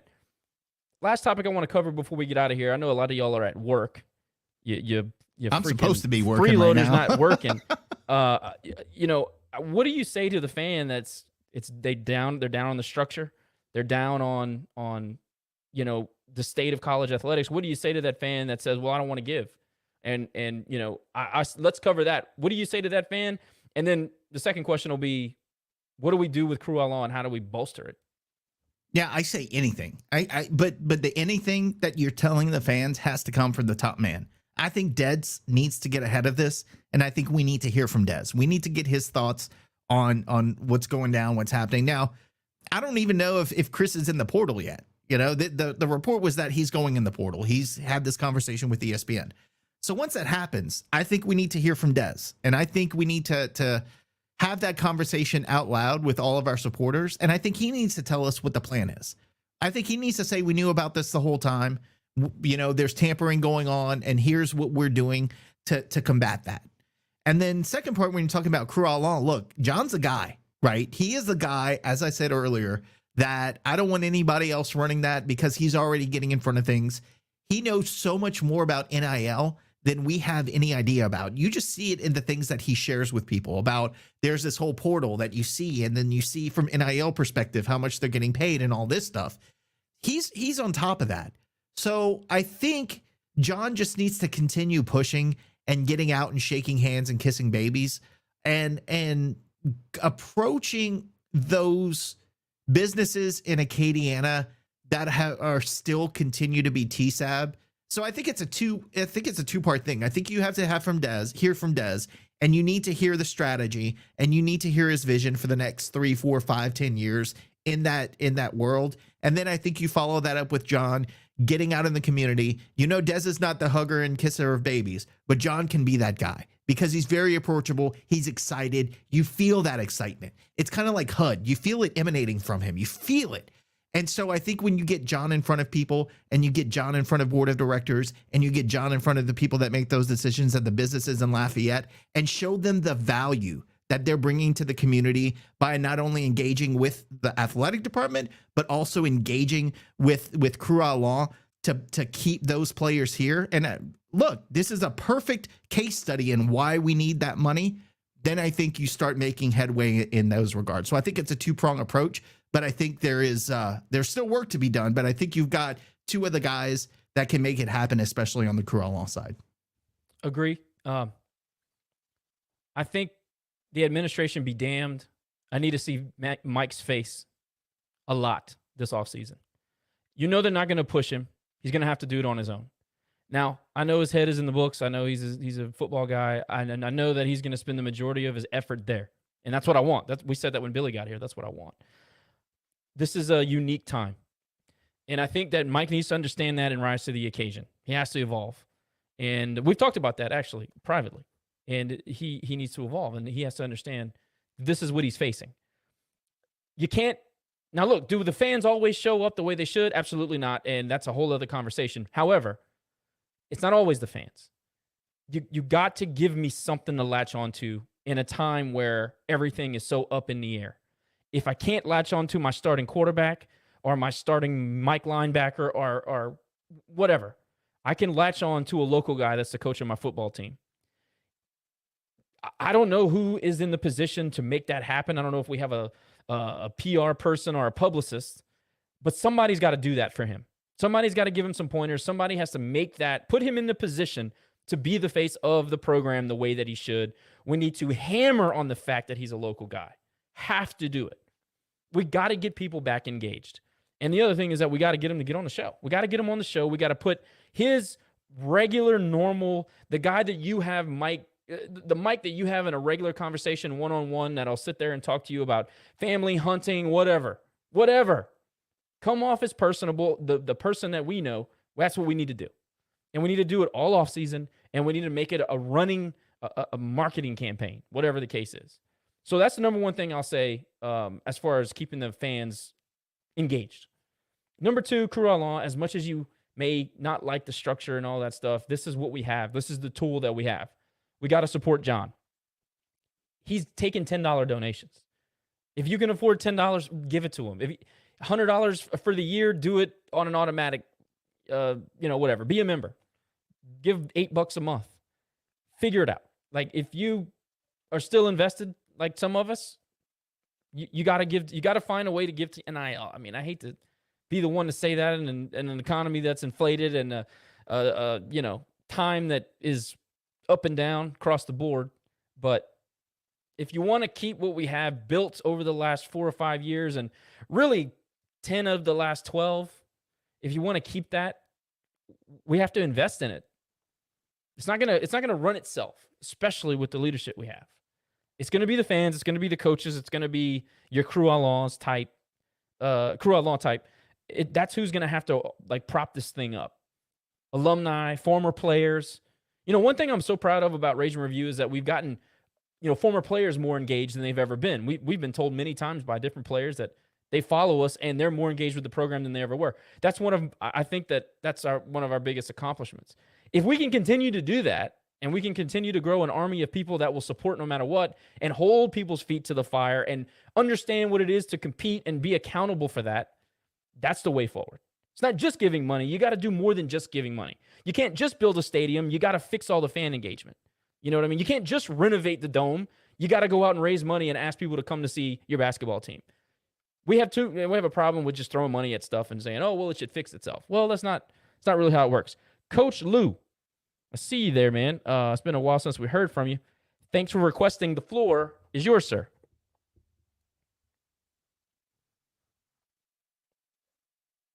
Coach Lou going once. Coach Lou going twice. All right, Coach Lou, we'll get back to you. Gary Abear, thanks for joining the space. The floor, sir, is yours as soon as you can. What's up, guys? How y'all doing? Man, great job holding the fort down. Great episode. I've been kind of busy today. I've been back and forth, going all around places. I was able to stop at Cajun Field to see the demolition progress. I'll post some pictures up on the social media pages. They're almost done. The press box is no more. A lot of debris everywhere. So we got some good footage of that. But we're complaining right now, Jerry. No, by all means. It's not fun. Today was a reality check, and we've had this the last couple of years, but today really hit home for us in the realities of NIL and how do we respond to it. And unfortunately, I really don't have an answer. I think, one thing I've noticed is, it doesn't even matter. Like, I want everybody to know it's not because of, we went 6-7 this year, so people are leaving. You can even look at the top programs right now, and they're leaving. Prime example, Ohio State's quarterback, the starting quarterback for the Ohio State Buckeyes, he left for a better NIL deal to go to Syracuse. So there's a lot of that maneuvering and shuffling around with these athletes that are just leaving because somebody's paying them more money. And so what we've seen is this creation of free agency. We've seen this creation of sort of this invisible salary cap through NIL with these schools. And honestly, it doesn't really matter whether the school's winning or not because players are just going to leave as long as they get a better deal. Believe it or not, some of the P5 schools lose more players because they see what they do and, they just they get scooped up by other P5 schools. So, it's unfortunately it's such a random situation. Unfortunately for us as a G5, we're at a disadvantage because we just don't have the money to keep up right now. But to your point, Josh, I'm glad you brought that up. To anybody who can get the crew along, as hard as it is and as much as you hate it, that's the reality of our world today. It's a different world, and we live in it. So if you can muster up $100, give $100. I've actually talked with John about how the progress is going. I saw John Aiken at the New Orleans Bowl the other day, and he was saying there might be, and I don't want to give away too much, but there might be an idea to where maybe the RCAF can get involved if there are certain bylaws that would allow for that. I don't know. But would we want that though? I wouldn't. Well, but that's the thing. The rules are so subjective. We don't know what's allowed and what's not allowed. With the NCAA coming up with that crazy proposal where the school controls the funds of NIL, we don't know what direction and what rules will be in place in the next year or two. So, it's an odd world, and we just have to adjust to it.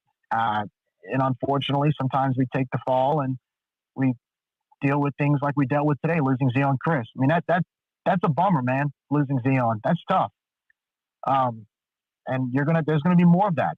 We just have to find a way to adjust to it and hope that they can come up with a little bit of levity to control the chaos that's going on right now.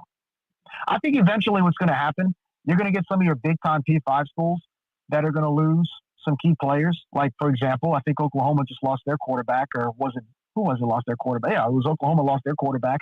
I think the bigger schools are going to step up and try to bring some sanity to all of this with their advantage, of course. But, it's every person for themselves right now. And we just have to learn to adjust to it.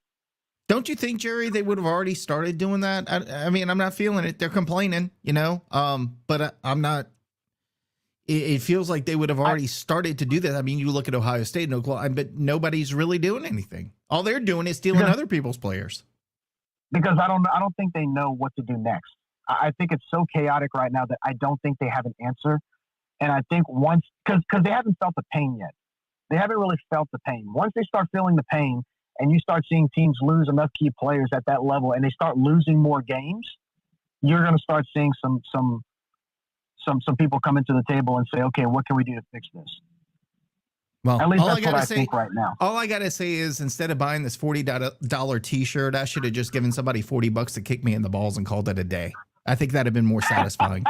you would have gotten the same result anyway, right? Exactly.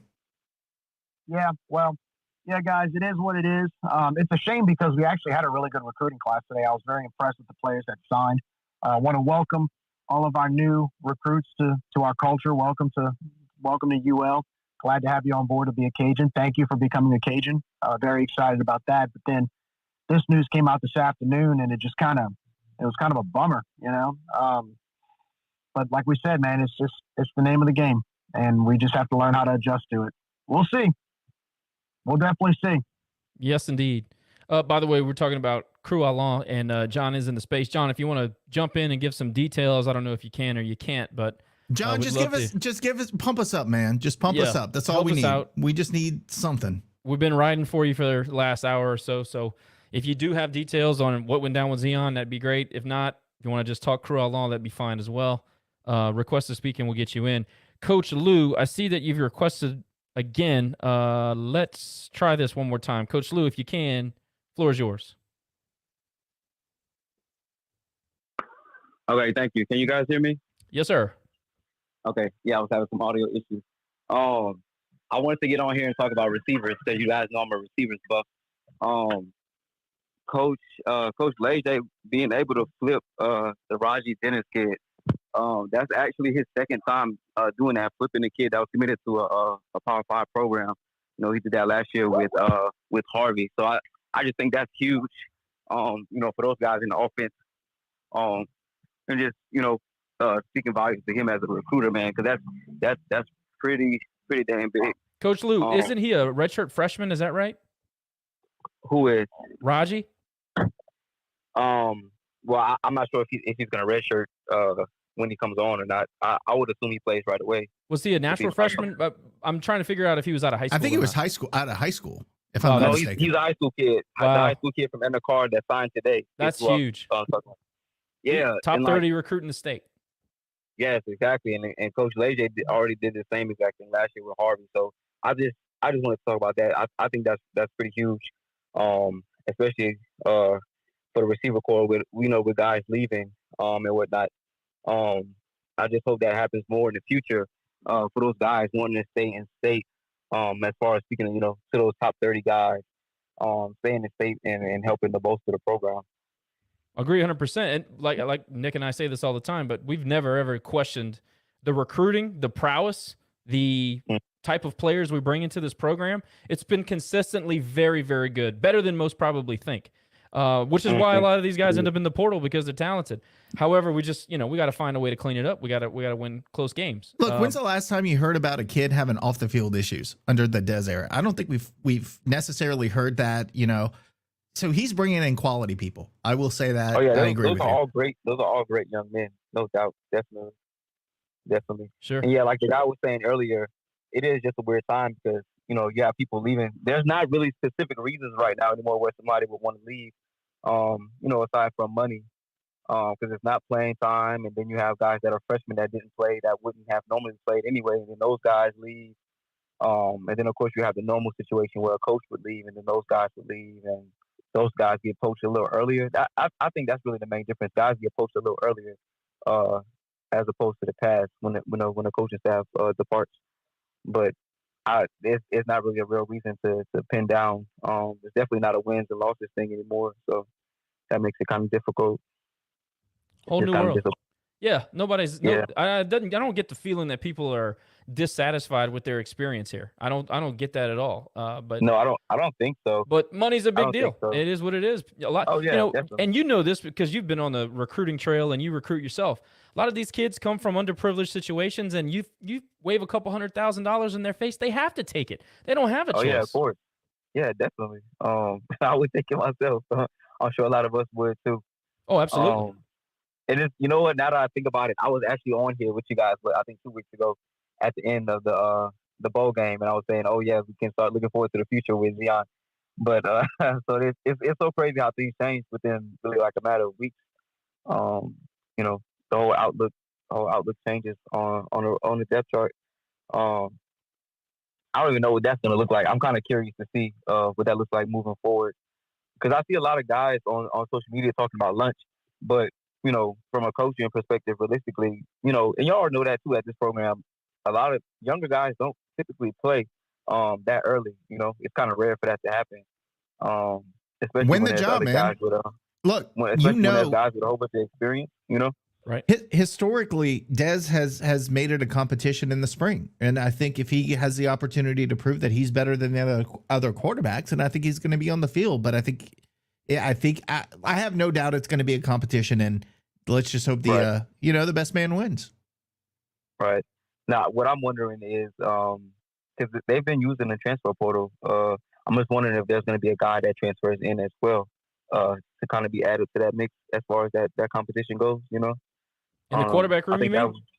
Yeah, to the quarterback room. Because if you think about it, if you think about it from a coaching perspective, you have a seasoned vet coming back with Ben, that has the injury history, right? And then the other guys are young. They have no experience, like at all, zero, zilch. So that raises a question mark. So, you know, if this was the situation at a bigger school, then you would kind of bring in a guy to compete, you know, with those guys, with those younger guys. Because again, like I understand from a fan's perspective, you think that a freshman is going to come in and take you to, you know, to the land of milk and honey. But realistically, that's not how it goes. It doesn't work that way. A majority of the time, I should say, it doesn't really work that way. So those guys really would be competing for the quarterback 2 spot. To me, it would be Ben, and then I'm not sure who that other guy would be. You know? A lot of that hinges on if Chandler decides he wants to use his final year of eligibility. If he comes back, that's a crowded room. You know, people are saying they don't expect it, but I wouldn't rule it out. Nah, see, I didn't even know he had that option. That would be interesting as well too. Yeah, he graduated, but he still has a year, and there was some speculation that he was going to be a grad transfer, but if he has an opportunity to start here, I don't see why he would leave. And I thought he played pretty well towards the end. It's kind of hard to just be thrust in that role when, you know, you hadn't started the whole season, and then, you know, you had the tail end of the season and being asked to do those things. So that was difficult. But like I said, man, I love Chandler. Chandler was one of the most positive guys that I've ever been around, really, ever in my life, because he always, like I said before, he always prepared as if he was starting. Like you guys knew, he already had some of that experience starting. So he was always cheerful and rooting on for the other guys. So that would be kind of cool to see. And then of course for Ben, I just really feel for Ben because I think this season was definitely going to be his to take off, and then, you know, unfortunately the injury. So I would assume it would be Ben, and then I guess I'm not sure. Of course I wouldn't count out Bill or Munch either. You never count anybody out. So that's definitely going to be interesting. It's just crazy that I thought, you know, like I said on here, it would be Zeon and then whoever else, and then that just drastically changed. Well, as far as Chandler goes, I mean, just look at how his teammates treat him and talk about him. I mean, that tells me everything I need to know. Coach Lou, we're going to roll on because we still have people waiting and we're getting long. So we appreciate you chiming in as you do. Please stick around. Mr. John Aiken, looking to see what you can comment on, and I understand that there are certain things that you may not want to say. That's fine, totally fine, but whatever you have to offer, we certainly appreciate it. Welcome to Rage and Review. Hey, guys. Yeah, I mean, the Zeon thing, I think it's been in the works for a while. And I don't want to say a ton, but, you know, there's agents that work behind the scenes and agents change. And so, you know, I get a behind the scenes look at what's going on in some capacity and hear some things. And so not at all surprised. We were hoping and fighting to make some things happen. But yeah, it's the new day and age, man. And that position is a premium. And I think his success, obviously, when he played, some of the things like what PJ Fleck had to say, I think his stock went up really early. So, but you know, I think we've been able to retain so far a good portion of guys that we have done some stuff with the collective through. And so, it's just that at the end of the day, guys, we're just behind from an NIL standpoint. You know, I started this in September, basketball event and football deal. And we're at a place where we should have been NIL wise financially 18 months ago, you know? And so we, in some ways, chasing our tail a little bit to catch up to this portal window. And then going forward, keep growing it. I know there's more guys that deserve NIL money on the team and that need it. And so, and more and bigger deals. And so we have to be able to increase awareness, increase giving to the collective. And so we're trying to be strategic, not just myself at Crew Alon and our board, but also internally. I think it was Jerry was mentioning the RCF component. And, here's what happens. You have, we had a great event on November 15th. We had some really influential money people in the room. Was great. And it helped us get some money in the pot. And then the stadium thing gets rolled out. Well, now, they're selling premium seating in addition to trying to go get NIL money. And so we've got to get, and we're working to get collaboration and coordination of those efforts, so where some of the heavier hitters in town, could potentially only be solicited one time and maybe a multi-year promise or pledge, that portion could go to premium seating, portion could go to NIL giving. And so, there's a lot of things that we're working on, but again, it's just when you're working behind, you're playing catch up a little bit. And so I like what we've been able to do. I feel good about some of the guys that we've been able to help here in this window. And yeah, it's the new life. I mean, up until today, we had 2 or 3 in the portal, and that was like an anomaly compared to you see what's going on around the country. I mean, crap, a kid leaves Ohio State to go to Syracuse. That doesn't even make sense. Yeah. I mean, we were just talking about that. Yeah. That's ridiculous. I mean, it makes no, I saw that, but if anyone was paying attention, I had retweeted probably a month and a half ago that Syracuse had rolled out a $500,000 matching campaign. They wanted to raise $500,000 in 50 days, and they had a match. And I said to somebody, I can't remember who, if it was one of you guys or if I tweeted it, like, they're doing that to recruit our roster or somebody else's roster. They're not doing that for the heck of it. They're doing that to go and recruit a roster or to retain a roster. And so this thing isn't slowing down in any capacity. And so we just got to continue to grow the collective because I do think there is great benefit to it. I know there's guys that would love to have just any crumbs. I mean, just the appreciation. It's helped to retain some just because they've been given a little bit. So we just have to be able to do more and more and more. And that's obviously why I've come on board and doing what I'm doing. But it's in this new day and age, love it, hate it. I'm not the biggest fan of the world, but it is what it is. So, any questions, guys? Yeah, I wanted to first say one of our listeners chimed in. James said won't stop him from giving NIL. In fact, he's going to up his support once his business is paid off. So that's good to hear because I think fans are starting to understand the significance of contributing to the collective. But how has the reception been in the business world? And I know we probably asked this question a few weeks ago when we talked to you, but what is the reception like when you're going to businesses and supporters and asking them to give to this collective? Is it I would assume that it's a warm reception, but I don't want to make these assumptions. I just kind of want to hear from you, your take on how the community is responding and embracing it. I say for the most part, well, it's just such an educational component to it. I mean, I spend a lot of times educating, not just the people that are giving, but even student athletes, parents, just different people. Like, okay, there's only a limited amount of money in here right now. Here's what we're trying to do. Here's where this can go. Here's what the need is. And I would say, I mean, crap, in the few months that we've been doing this, we've raised a decent amount of money. But there are just so many people that we need to hit, so many people that we need to get involved. And some of the heavier hitters in Lafayette, we need to engage them, like the personal injury guys and some of those type of people. I need to engage those guys and come up with plans that can benefit their companies. Some don't even care. Like, I was at the McNeese game this week. I was up. They have a collective, the Ranch Collective. I was up in their suite. They have a suite for the Ranch Collective at the Legacy Center, and I know the lady that runs it. I know the guy that basically put the seed money into it. He funded it. He's actually good friends with Brett Venable in town. Like, he's a multimillionaire. He loves McNeese athletics. And I went up and I sat in there, and there's 2-3 personal injury guys from Lafayette that were in that suite for the McNeese game because of the connections that they have to him.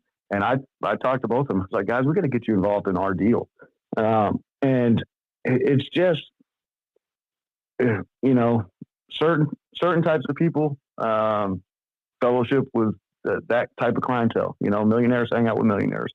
And so we have to get some of those guys to really buy in and embrace it, and be a big part of what we're doing going forward. Because, I mean, if a place like McNeese can do it, there's no reason that we can't. But we just, again, it goes back to the coordination from the top, from the athletic department to the collective.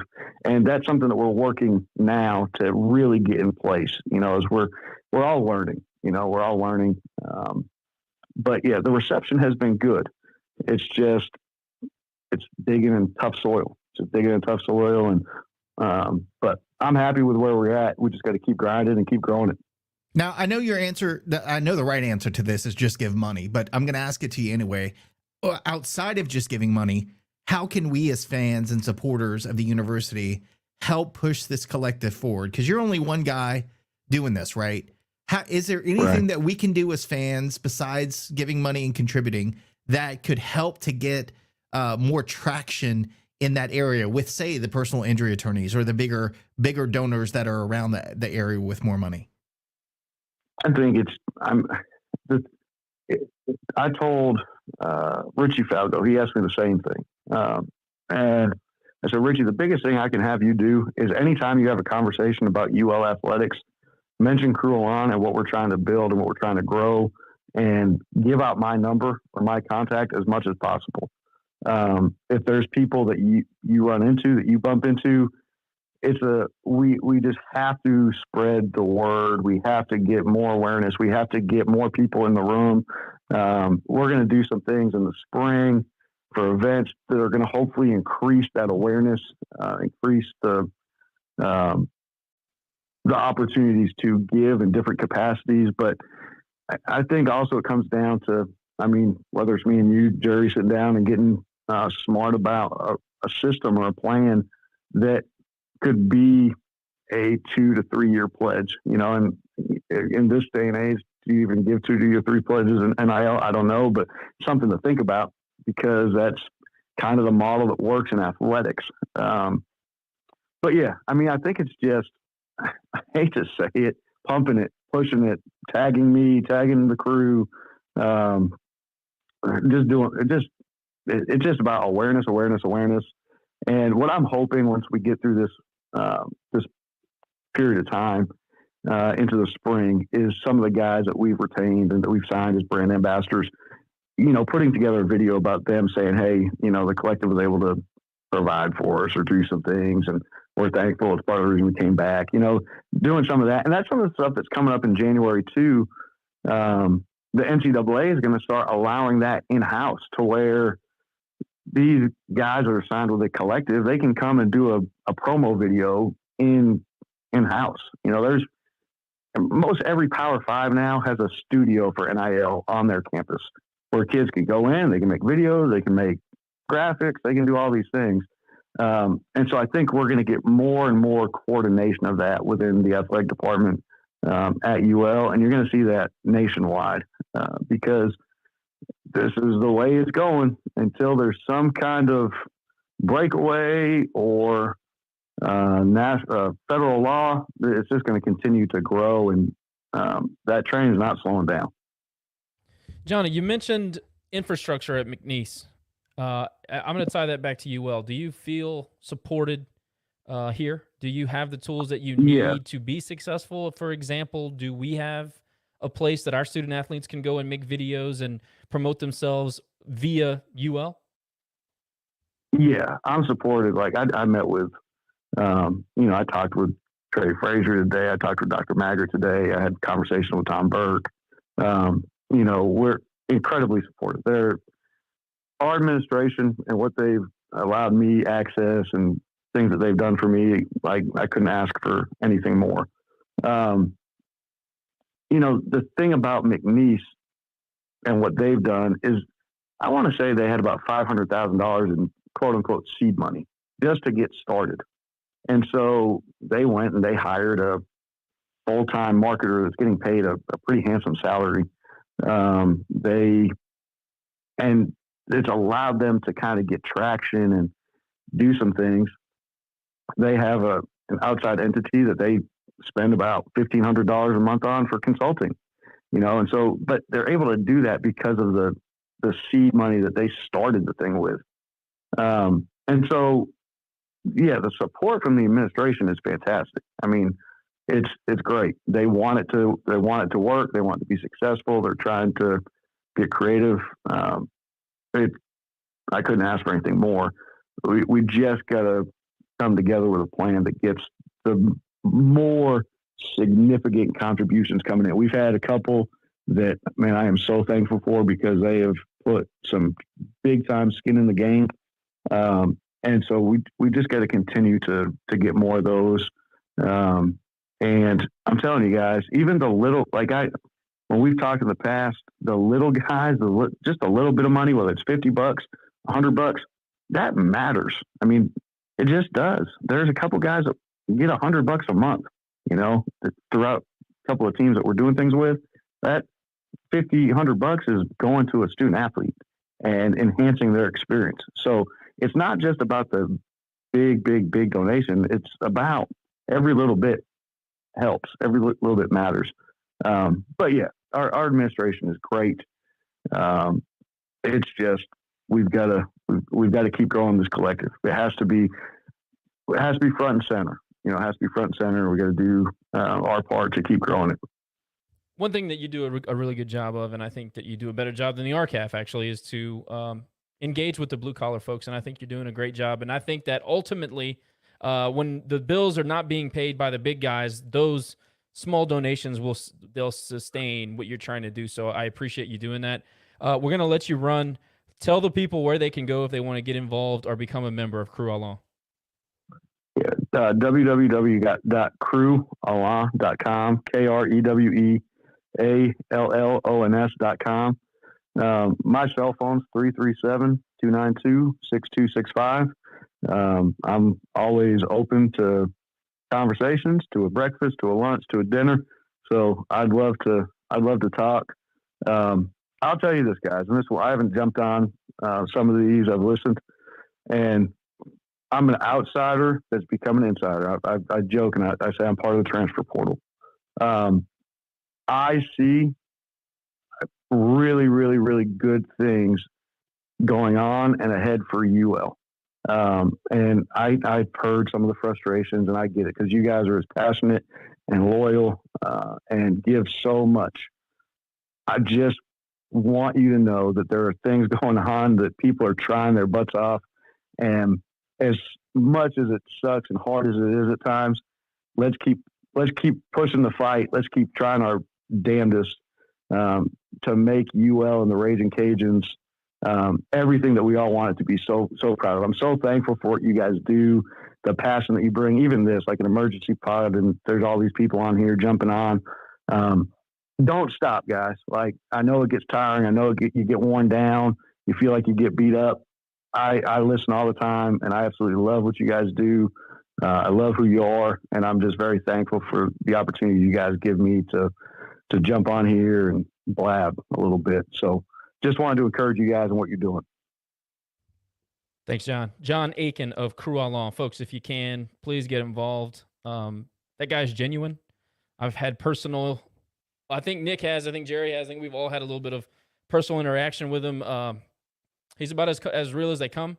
I will absolutely promote what he's trying to do because I believe in him.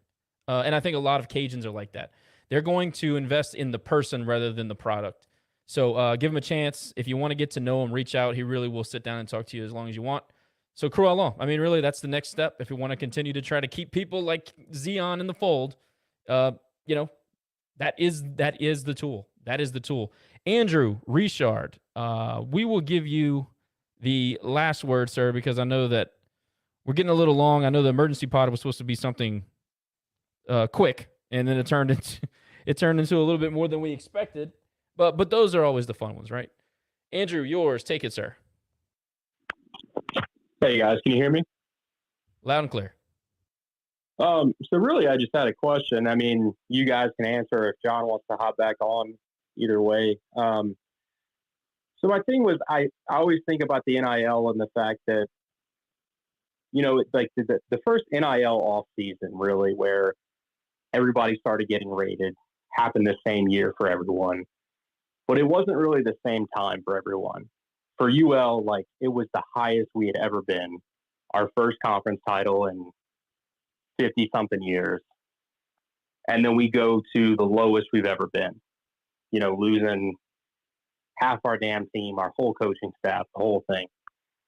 And so I feel like particularly here, the NIL has such a negative connotation to where even where days like today happen, and a lot of the feedback and the kind of the response I see is like, well, the NIL collective is pointless. Like, why are we doing this? Why even try? And so I guess my question was just like, are the guys running the collective aware of just how hesitant a lot of Lafayette and UL fans are regarding the collective? And then just how do you combat that? How do you change the narrative? How do you get them to buy in that this is something to believe in? And that was just my question. I appreciate you guys taking it. So I don't want to talk to, I don't want to speak for John, and he's welcome to hop back on if he wants to, but I will say there was a lot of knee-jerk reaction, including for myself, and there's going to continue to be over the next couple of days over this. It's kind of like after a loss. We came on and we ranted about the New Orleans Bowl, but a couple days later, you kind of feeling like, oh, well, we just got beat. Like, that's the end of it, and we need to get better, and we pointed out what we needed to do, but in the end, we're still going to be supporting our team. And look, I mean, I came on here with the shirt and saying, why did I pay $40 for this, et cetera? And it's not very encouraging. But in the end, I think deep down, we all know what we have to do in order for us to be at a level that we need to be at. Now, are there a lot of people in Lafayette that are not interested in giving money? Yes. And I don't think they're going to give money. I think they're just going to be stuck in their ways, and they're always going to be, TSAB supporters, and we're going to be second, and they see stuff like this happen and they laugh and they continue not to give. However, you were asking about what we do to get those people involved, or the people that are really down right now. And I think John has the right idea. He's giving his cell number out. He's saying, let's go grab a coffee. He's saying, let's go to dinner. He's reaching out. He's being proactive. They're setting up a system for this. And I think that's the answer. Now, again, he mentioned we're 18 months behind, so it's still going to take him a little bit of time to get his feet under him. But I think the fact that he's going to make those personal connections, regardless of what the feeling is today, I think he's setting that up for the future of the collective. So I think he's on the right path. I just think we need to give him a little bit of time to not only get his feet under him, but I'm sure he needs some help, and we need to get him some help as well. So I mean, in my opinion, again, not trying to speak for him, but I think he's doing the right thing and making those personal connections, giving out his cell phone, meeting people face to face, offering to take him to dinner, whatever it takes to explain to them what he's trying to do and what we're trying to accomplish. I think that John's approach is straight out of the Hudspeth playbook. Correct. In fact, maybe a couple of weeks after we met for the first time, I sent him Coach Hud's phone number after I got the okay to do so. And I hope they talk daily, because they both have a very similar approach, and it's going to work here. It might take some time. John isn't the head football coach, so he doesn't have quite the profile.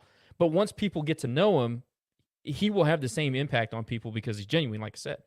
And to your point about him knowing kind of the overall feeling about NIL and Lafayette, I mean, Andrew, you know me enough to know that I'm not bashful to say what the truth is or what I think the truth might be. So John and I spent a night having some drinks together, and I told him straight up exactly all of these things. The fact that the timing was terrible, the fact that people in Lafayette aren't just going to open their wallets wide. You got to go out there and give them a reason. You got to pry it away from them sometimes. I think that he's keenly aware of the temperature around the program right now. And you make a very good point that I don't think many people have considered. NIL and the landscape came right at our lowest moment. You're right, because we had finally tasted what real success looked like. And the next thing you know, we turn on the TV and what felt like our entire football staff and our players were in a mass exodus. So yeah, there is a negative connotation, and I totally agree with you. And it might take some years to overcome that. And then you get the two punch with Zeon here. You know, when we opened the show, I told Nick it felt a lot like when Florida took all of our people. It did have that tenor to it. So maybe this makes people further down the screw NIL rabbit hole. Maybe it can be a silver lining where people wake up and say, okay, what do we got to do? Where do I need to invest? I think it's a worthwhile cause. Maybe the NCAA blows it all up and everything changes in a year, whatever. But right now, we got to be adults about it. This is the tool that we have. We can either pitch a fit and do nothing and then complain in a year that we're not retaining talent and we can't win, or we can be an adult, use the tools that are available to us, and hopefully it's good enough to compete. That's kind of where I sit on it. I see John wanting to jump back in, so I'll let him do so. But that's, to answer your question, I think he's keenly aware, and he'll probably give us some more insight when he jumps back on. John, go ahead and take it. Answer Andrew's question if you can.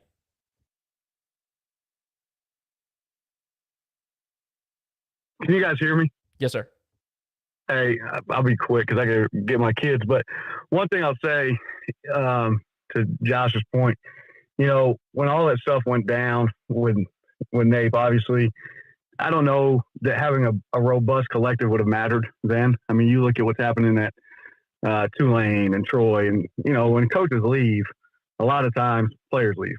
So some of that NIL, some of that's just portal and coaches moving and they're going to take kids and, it becomes a free marketplace. The one thing I will say now, all right, that we haven't had in 18 months, we now have a bank account. We have a website. We have immediate, if there's a need, we have an immediate way to address that need and do something, pivot, whether it's retaining, when kids get to campus, getting them on something, we have the ability to pivot and do that, which we've not had, obviously, since NIL became a thing. But we now have that, and so to me, that's part of the being 18 months behind. Well, at least we got that baby step covered, and we've got a good foundation of financial support started, and so that's my thing. Yeah, is there hesitancy? Of course there is. I mean, there's hesitancy in every angle with college athletics right now. But where we are now compared to where we are when me and Josh were at Tsunami after, I don't know what game that was, Buffalo, I think. Who the hell knows, man? But we're so much further ahead. And a big part of it is just by creating the collective and creating a few events and creating an opportunity for wire transfers to happen and checks to be written into an account that then Zelle payments can be made of. Like, we have the instant ability to do things now. That now, can we beat a $500,000 offer? I'm not saying that that's what it was, but I don't know what it was right now. No, but we have things in place now going forward that maybe on the front end, maybe if we had some of this going in the summer or early fall, maybe it deters a kid from talking to his agent about, what's going on out there. That's kind of my thought process when I say we're behind. Now we get a chance to catch up a little bit as we go through spring, and then we get to summertime in the fall. Man, what are we doing? Maybe there's a car deal or two that we've got in place. Maybe there's a couple restaurants that are doing some things, like Ryan Payco just did a deal during the bowl game. Maybe there's some other businesses that keep getting on board, and it creates this narrative for the players that we have to say, hey, you know what? They take care of me here at UAT. There's no reason for me to leave. No reason for me to look. So that's kind of my 2 cents. I'll shut up. I know I get long-winded, but yeah, I think in response to Andrew, there's obviously hesitation, but I think we're in a good place because we have systems in place to pivot and do things quickly. Thanks for your time, John. Appreciate you, man. Be rooting for you. Well, Nick, I think we covered the bases. Is there something we left off? Is there any ambiguity about it? I was just going to say, he's laughing about being long-winded, and here we are 2 hours later after we were supposed to have a quick emergency pod. We are the absolute worst at staying on time. Oh, man, never fails. Well, Josh, I appreciate you setting this up today. I know you came up with the idea, and with all my tech issues with the Twitter space, I appreciate you being able to hop on. And, I defended Jerry and saying he was working, and then he was like, well, I went by the baseball stadium, and I went by the football stadium, and I went by here and there. So, no, he wouldn't work, and he was just... I tried to tell you. And then you look on Raging Page, and he's arguing with Cajun Vic, so... But we appreciate everybody for chiming in this afternoon. Once again, thanks to our sponsors, Dr. Brett Venable with Recovery Chiromed and Absolutely Embroidery and more. As always, we love their support for not only the pod, but also Raging Cajuns Athletics. I'm going to take us out with this one, Josh. Any final thoughts? I'm just going to sing the song. Yeah. Appropriate. I mean, hey, it's a whole new world out there, man. We just got to hang in there. Got to adapt. And yeah, that's all I got to say about that. Like, subscribe, share, all that good shaws. We appreciate everyone again for joining us today. For our boy Josh, I'm Nick, and we'll talk soon. Nick, can I do my sign off since Jerry's not hogging the airtime? Yeah, you want to go ahead and give it? Lâche pas la patate. See you later. Bye, everybody.